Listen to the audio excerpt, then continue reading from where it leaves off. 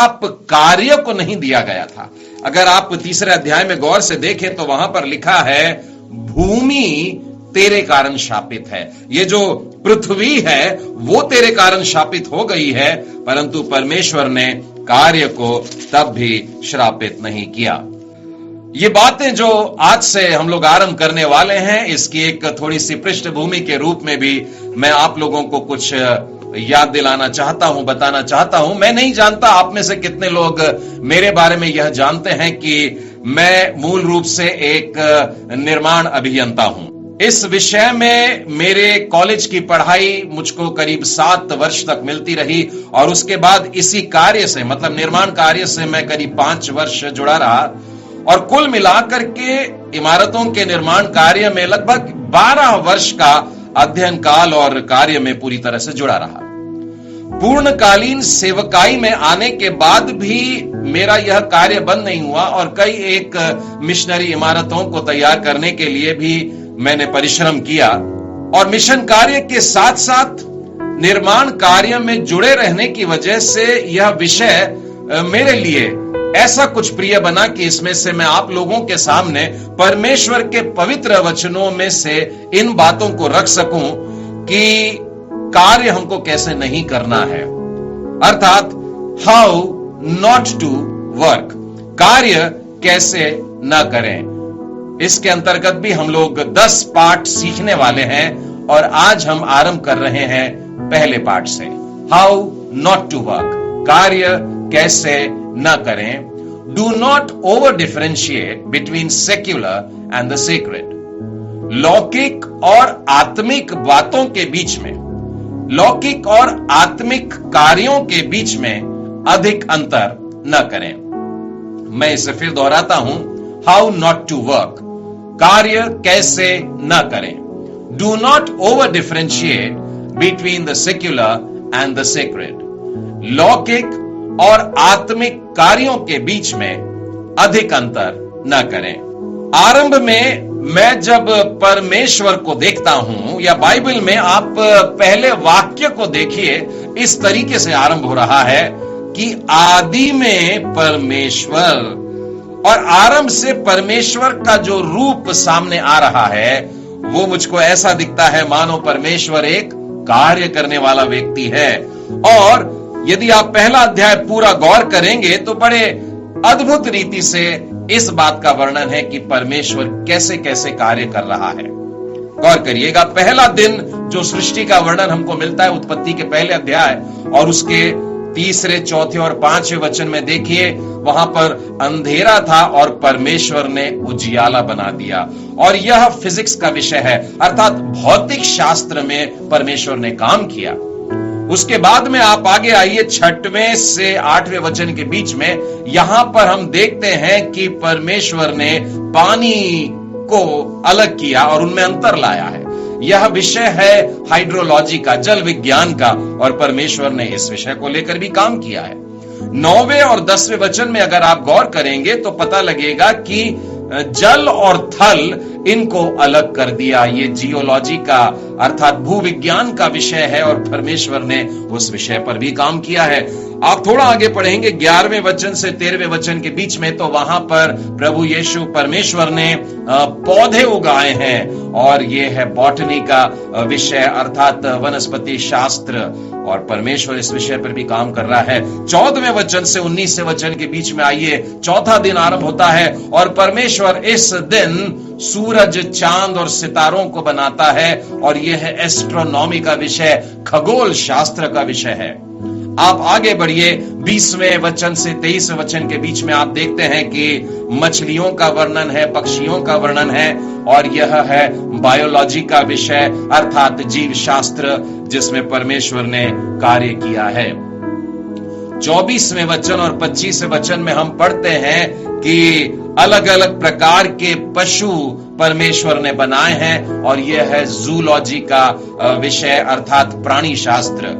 उसके बाद 26 से लेकर 28 वचन के बीच में आप पढ़ेंगे कि परमेश्वर ने मनुष्यों को बनाया और ये है एंथ्रोपोलॉजी का विषय, मानव विज्ञान से जुड़ी हुई बातें हैं। और उसके बाद में एक और चीज है, 29वें वचन से 31 वचन के बीच में आप देखेंगे कि परमेश्वर मनुष्यों को खाने के लिए बातें बता रहा है, और ये है डायट्री का, यानी कि खान पान से संबंधित जो विज्ञान होता है उसका विज्ञान परमेश्वर रखता है, बांटता है और कार्य करता है।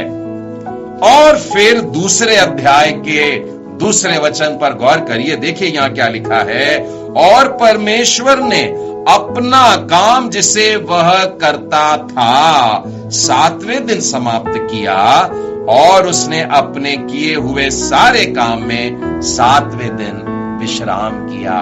परमेश्वर ने कार्य किया, अलग अलग विषयों पर कार्य किया, सब प्रकार की बातों पर कार्य किया, और फिर लिखा है 7वें दिन अपने कार्य से उसने विश्राम किया।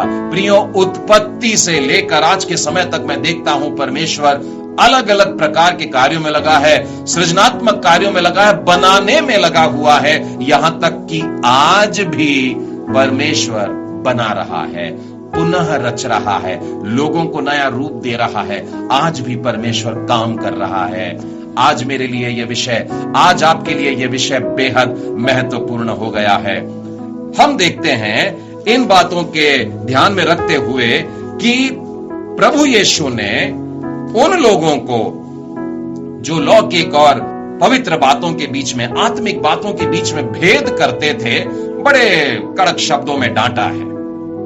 आज का विषय हमसे यही कह रहा है, आज का पाठ हमसे यही कह रहा है कि हम लोग लौकिक बातों में, सांसारिक बातों में और आत्मिक बातों के बीच में अधिक अंतर नहीं करना चाहिए।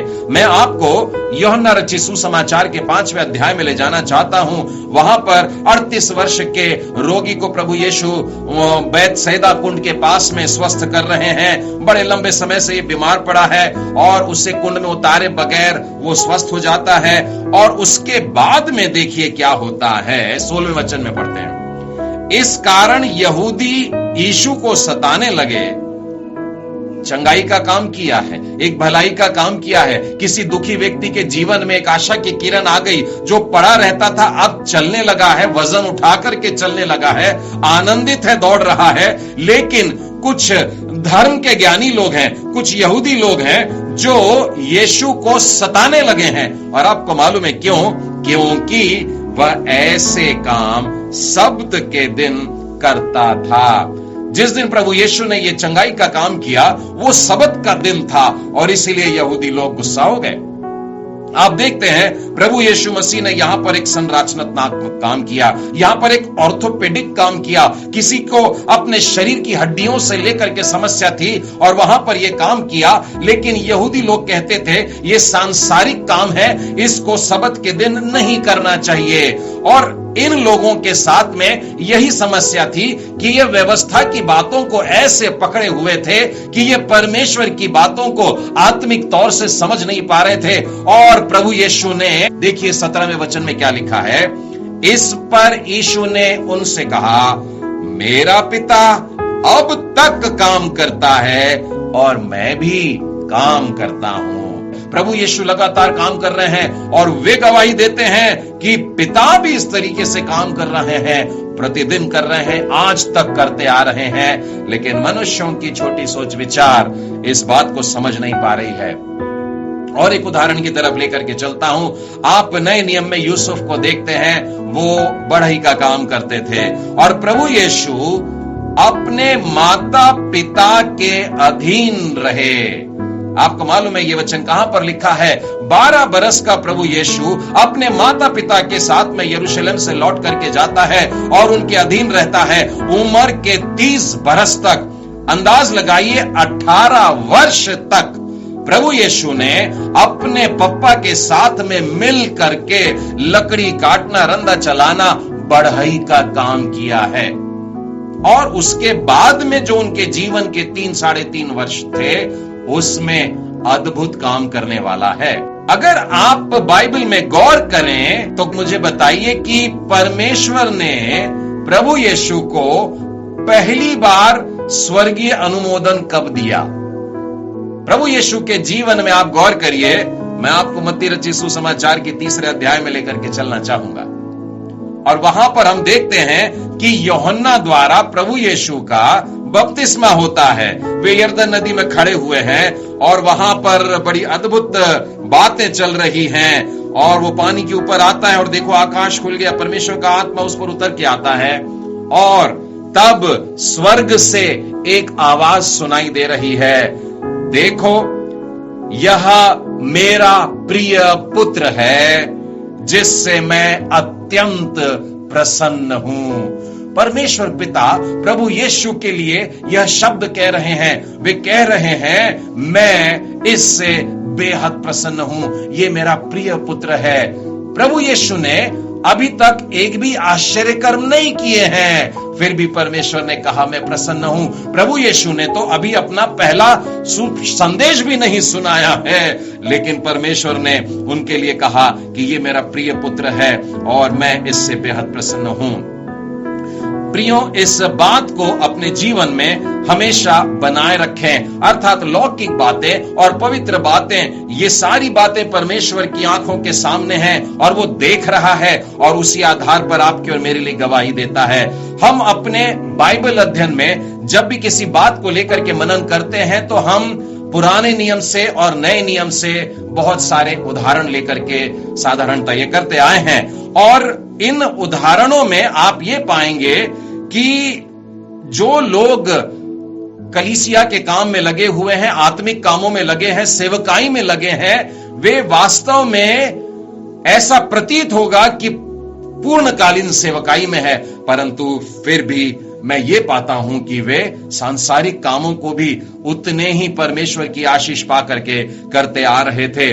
मैं आपको पुराने नियम के यूसुफ के जीवन से बताना चाहता हूं। आप यूसुफ को जानते हैं, जी हां, वही बालक जो गड्ढे में डाला गया, फिर उसके बाद गुलामी में बेच दिया गया और उसके बाद मिस्र देश में था, पोतीपर के घर पहुंचा और फिर बाद में वो जेल खाने में डाल दिया जाता है और परमेश्वर की बड़ी योजना हुई और परमेश्वर ने वहां के राजा के द्वारा उसको जेल